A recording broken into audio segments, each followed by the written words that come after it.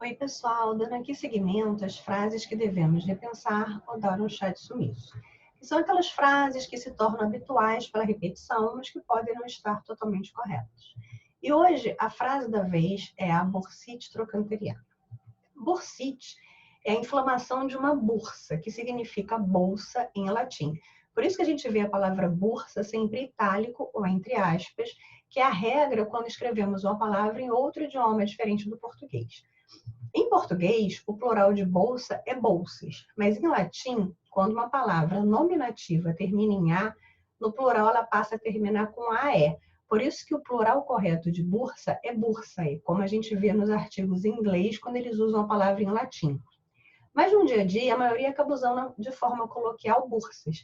A gente tem só que ter em mente que ao escrever um texto científico, os termos tecnicamente corretos são bursa e bolsa no singular e no plural, bursa e bolsas. E o que seria uma bursa? É uma estrutura sacular revestida por células sinoviais que tem a capacidade de produzir líquido sinovial. E qual seria a função de uma bursa?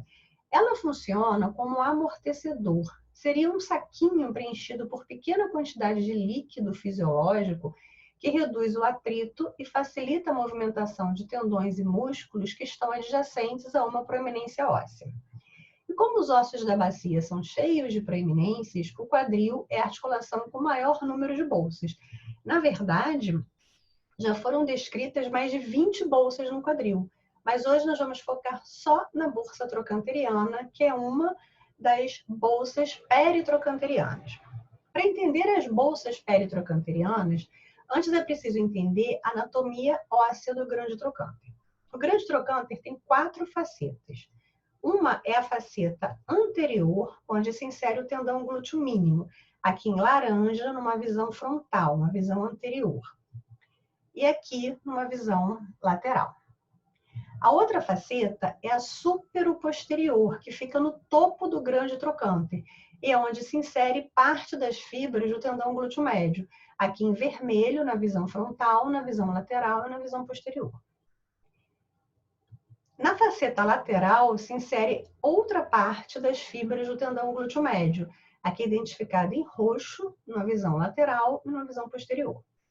E a última faceta é a posterior, em rosa, na visão lateral e na visão posterior, onde não tem nenhuma inserção.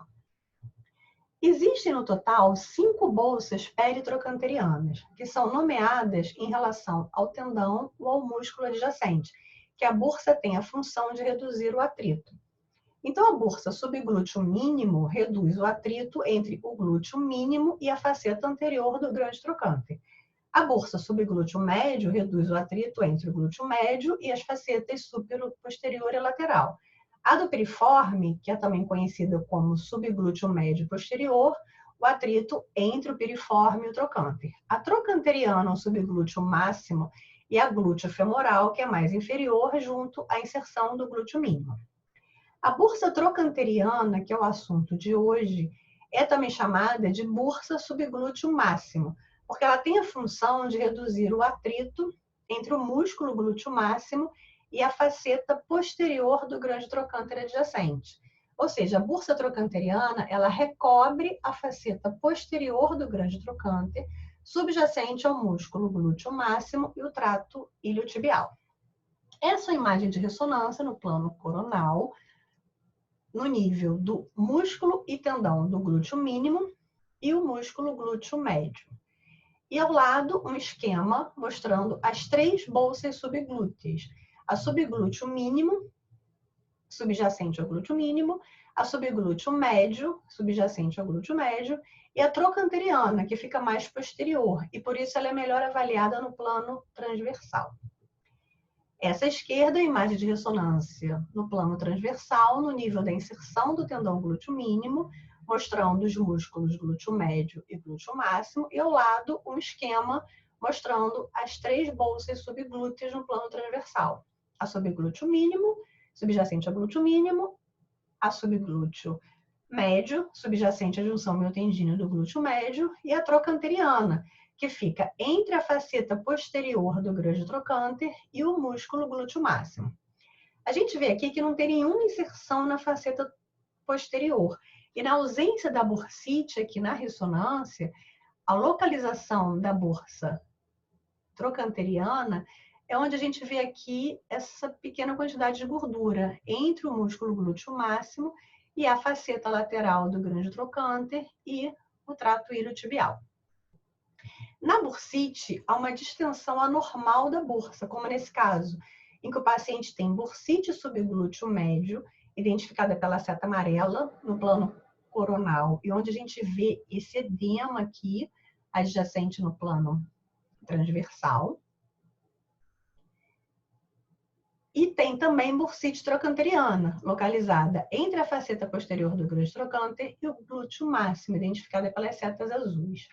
Um dado importante que ajuda a definir os limites da bursa trocanteriana é que ela não se estende além da porção anterior da faceta lateral. Essa linha tracejada aqui é onde geralmente é o limite da bursa. Anterior a essa linha já é a região das bolsas subglúteo médio, mais lateral, e subglúteo mínimo, mais medial. Esse é outro caso de bursite trocanteriana, identificada pelas setas azuis nos 3 planos. E ela fica localizada entre a faceta posterior do grande trocânter e o glúteo máximo e posterior ao tendão glúteo médio. Anterior ao tendão glúteo médio, onde a gente vê esse discreto edema, é a localização da bursa subglúteo médio.